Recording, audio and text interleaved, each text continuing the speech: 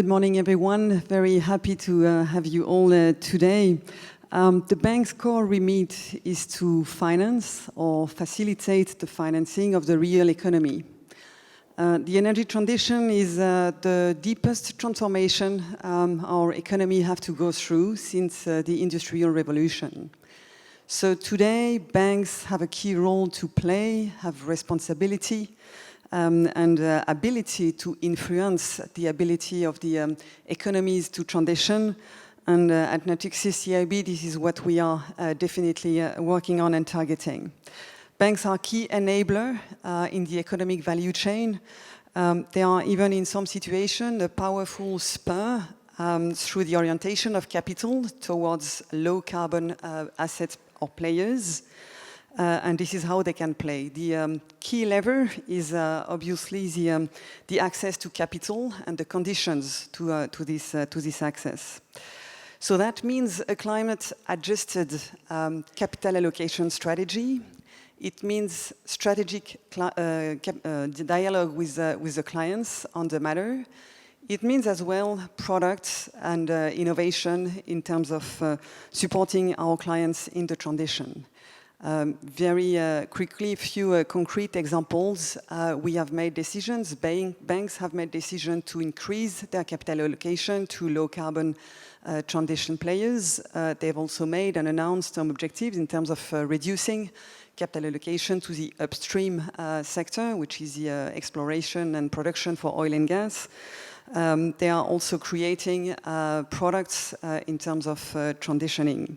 So that's the role. It's a multifaceted role, and we are very happy to host you today for this. Thank you. And Christine, how would you say that this observation and environment has transformed our way, your way of doing business? At Natixis CIB, over the last 5 years, we've gone through a very deep transformation. Transformation in the way we are doing business. We have reviewed our strategic capital allocation. We have reviewed our products, our client portfolio mix, in a learning by doing approach, I would say. So being very humble, but also very adaptable, adapting what we are doing on a very regular basis. And few examples of that, we created internally a few years back now, the green weighting factor, which is an in-house tool which allocates a weight to the capital depending on the climate impact of any loan we are providing to clients. And today, every banker, when discussing with their clients, have an idea whether the loan they are discussing is dark brown or dark green with 7 colors. This is a guidance for them as to how climate impact can be taken into account. The second one is the review of our oil and gas strategy that we did in 2020 and which we are now doing every year. Leading us to make a certain number of decisions in terms of capital allocation, which I mentioned. Leading us as well to reorganize the team. We had oil and gas industry bankers, we had renewables industry bankers, and we have brought them together in a single team, which we call the Energy Transition Industry Groups, and where we added as well the new energies with the hydrogen expertise that we are building and all the new energies related to that. So this is one example in terms of reorganization. There are others. And last, in terms of product and sector expertise, we are developing and strongly supporting in our global market business, the global market commodity business, which is absolutely essential in what we provide to our clients to support the transition. And also we are building up hydrogen expertise with a worldwide group today to explore and accompany our clients in the raising of capital. So it requires a lot of change management, of training as well.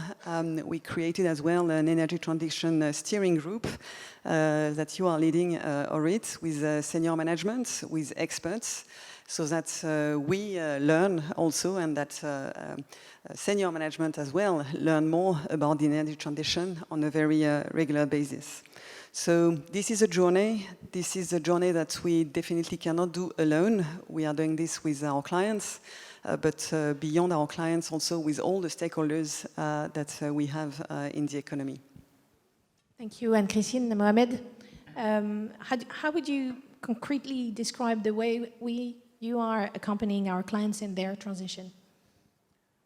Thank you, Reid. Thank you for having me again.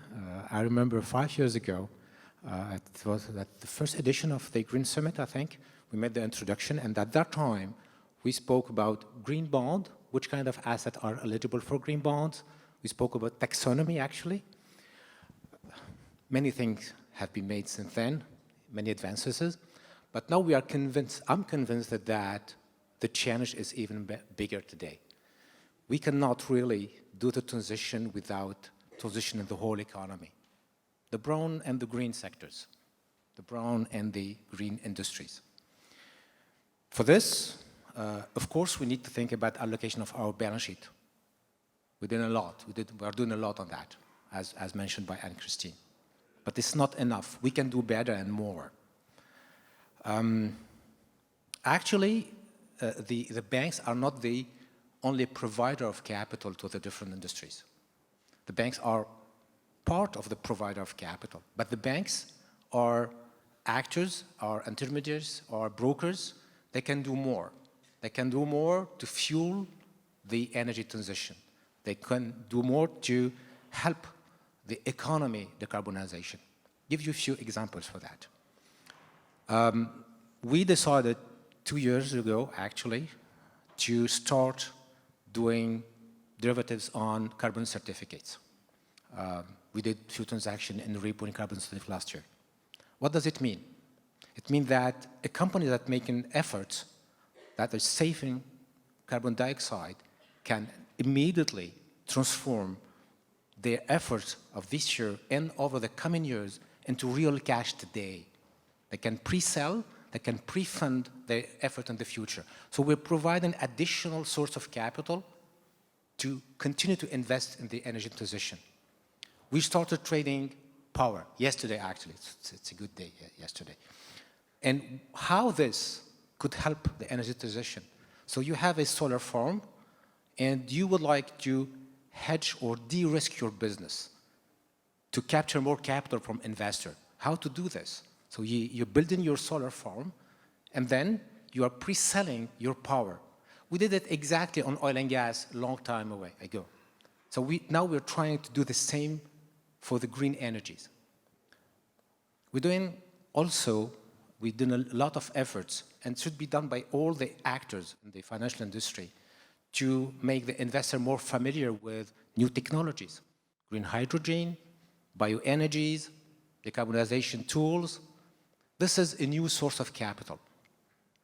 So our industry, on top of allocating its own capital to the best in class in each sub-industry, we need to do more in educating the financial world and in providing hedging tools to fuel the energy transition.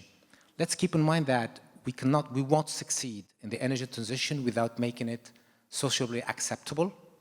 And because I believe in a non-fully administrated economies, so the private sector should do a lot of efforts. Personally, I think that we need to do more effort on that. Thank you, Mohamed. And one last question, which will be a nice transition to our first panel. Have you witnessed in your client interaction in the aftermath of both COVID and the current energy crisis, a change in the low carbon transition momentum among our clients? The answer won't be that easy because it's going to be a yes and no and then yes again. So it's, I think that the COVID triggered the feeling that we have one planet, we are all interconnected, and the climate issue has to be solved by all of us.